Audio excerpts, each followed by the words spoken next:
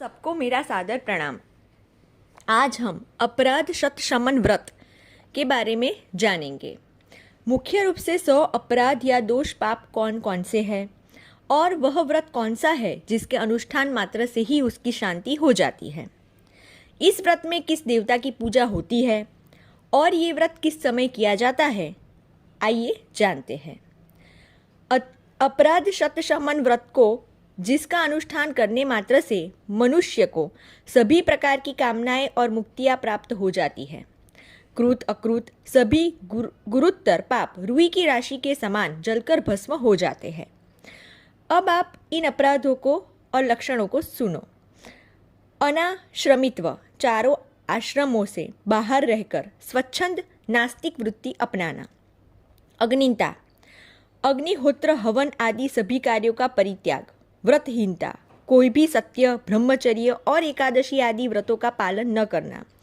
अदातृत्व, कभी भी कुछ भी अन्न, धन या आशीर्वाद आदि न देना। अशौच, निर्दयता, लोभ, क्षमाशून्यता, जनपीड़ा, प्रपंच में पड़ना, अमंगल, व्रतभंग, नास्तिकता, वेद निंदा, कठोरता, असत्यता, हिंसा, चोरी, इंद्रिय परायणता, मन को वश में न रखना, क्रोध, ईर्ष्या, द्वेष, दंभ, शठता, धृतता, कटुभाषण, प्रमाद, स्त्री, पुत्र, माता आदि का पालन न करना।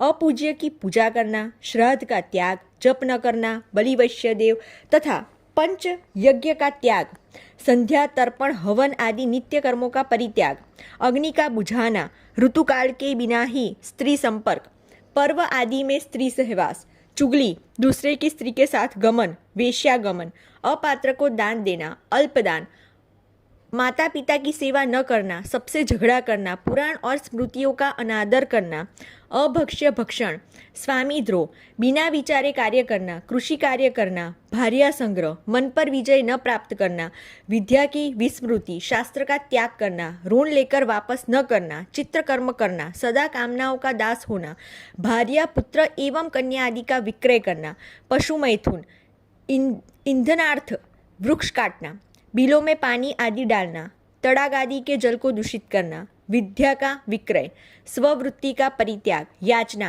कुमित्रता, स्त्रीवध, गौवध, मित्रवध, भ्रूण हत्या, पौरोहित्य, दूसरों का अन्न और शूद्रों के अन्न को ग्रहण करना, शूद्र का अग्निकर्म संपन्न करना, विधि विहीन कर्म का निष्पादन, कुपुत्रता, विद्वान होने पर याचना करना, वाचालता, प्रतिग्रह लेना, श्रौत, संस्कारहीनता, आर्त व्यक्ति का दुख दूर न करना, ब्रह्म हत्या, सुरापान, सवर्ण चोरी, गुरुपत्नी गमन तथा पातिकियों के साथ संबंध स्थापित करना ये अपराध है।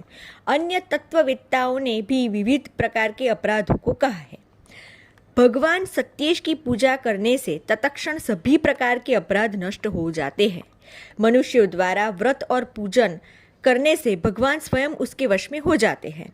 ये जगतपति भगवान विष्णु लक्ष्मी के साथ सत्य रूपी ध्वज के ऊपर स्थित रहते हैं। इनके पूर्व में वामदेव, दक्षिण में नृसिंह भगवान, पश्चिम में भगवान कपिल, उत्तर में वराह तथा ऊर्ध्व में अच्युत स्थित रहते हैं। इन्हें ही ब्रह्म पंचक जानना चाहिए। यही सत्येश है, इन्हीं की सदैव पूजा करनी चाहिए। ये सत्येश भगवान पद्म, कौमाद की गदा, पांचजन्य शंख तथा सुदर्शन चक्र धारण किए रहते हैं। इनके चरण कमल में अग्रभाग से पवित्र गंगा का प्रादुर्भाव हुआ है। इनकी 8 शक्तियां हैं जिनके नाम इस प्रकार है: जया, विजया, जयंती, पापनाशिनी, उन्मिलनी, वंजुली, त्रिस्पृहा और विवर्धना। वे भगवान हरि शुक्लांबरधारी, सौम्य, प्रसन्न मुख, सभी आभरणों से युक्त, शोभायुक्त और भुक्ति मुक्ति प्रदाता है। उनकी जिस विधि से प्रयत्नपूर्वक पूजा करनी चाहिए ये बता रही हूँ। अब मार्गशीर्ष आदि 12 मासों में द्वादशी, अमावस्या अथवा अष्टमी के दिन शुक्ल या कृष्ण पक्ष का विचार किए बिना शुद्ध होकर उपवास पूर्वक व्रत करना चाहिए। शुक्ल और कृष्ण दोनों पक्षों में जनार्दन भगवान विष्णु की पूजा करने का संकल्प लेना चाहिए।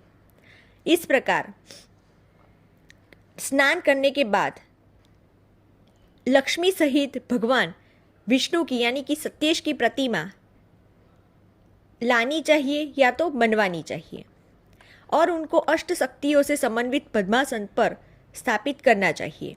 दूध से घड़े दूध से भरे हुए घड़े के ऊपर वह प्रतिमा रखनी चाहिए। उस पद्म की कर्णिकाओं पर देवाधिदेव की 8 शक्तियों की पूजना करनी चाहिए। अनंतर भगवान सत्येश यानी विष्णु और सत्या यानी लक्ष्मी की विधिवत विविध पाद्यादि उपचारों से पूजा करनी चाहिए।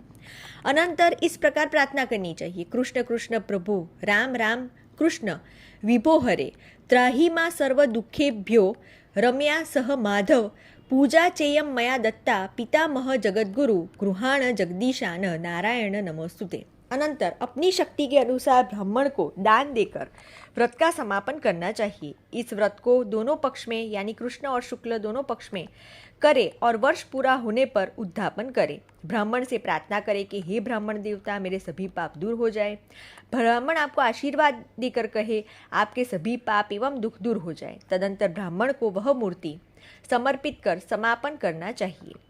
ब्रह्मा जी ने कहा है कि इस व्रत को करने से अनंत फल की प्राप्ति होती है। जो फल सभी वेदों के अध्ययन से और सभी तीर्थों में भ्रमण करने से प्राप्त होता है, उससे कोटि गुना फल इस व्रत के आचरण से होता है और व्रती को इस लोक में धन धान्य पुत्र पौत्र मित्र तथा सुख की प्राप्ति होती है। व्रत को करने वाले व्यक्ति को विद्या और आरोग्य की भी प्राप्ति होती है तथा धर्म अर्थ काम मोक्ष की प्राप्ति होती है, इसमें कोई संदेह नहीं है। जो इस व्रत को पढ़ता है अथवा सुनता है उसको भी सभी पाप दूर हो जाते हैं। तो यहाँ पर अपराध शत शमन व्रत समाप्त होता है। अगर आपको मेरा ये वीडियो अच्छा लगा है, जल्दी से मेरी चैनल को ऐसे ही वीडियो के लिए सब्सक्राइब कीजिए, लाइक कीजिए और शेयर कीजिए। आप अपना कमेंट भी कर सकते हैं मेरी वीडियो पर। नमस्कार।